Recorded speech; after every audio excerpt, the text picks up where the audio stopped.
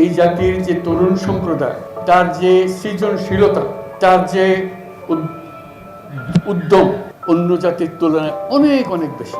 এই জাতির সম্ভাবনা অসীম। এতটুকুন জায়গার মধ্যে আমরা 17 কোটি মানুষ থাকি, শুধু এই গুতাগুতি মারামারি খুনাখুনি এটার থেকে বাঁচছে, আর তো কিছু নেই। তো ওরা তো জানে সবাই কি করতে হয়।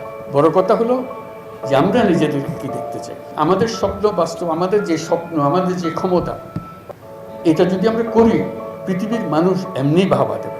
পরিবারভুক্ত জাতি খুব কম দেশে আছে, আমরা ভাগ্যবান জাতি সেই হিসেবে। আমার কথাটা হলো আমরা চাকরি চাই না, কাজে এখন আবার নতুনভাবে দেখতে হবে কোনটার কি অবস্থা। সব কিছু সম্ভব। আমরা চাকরি প্রার্থী নই, আমরা চাকরির দাতা। এটা পৃথকভাবে এখন আমি তো ডিটেলসের জানি না। যন্ত্র যদি ঠিক মতো সব কিছু সমাধান আছে, যাতে এখন আমরা যন্ত্রটা ঠিক করি। না অচল ঘড়ি নিয়ে আপনি কী করবেন? এটা যন্ত্রটা ঠিক করার জন্য এটাই হলো মুহূর্ত।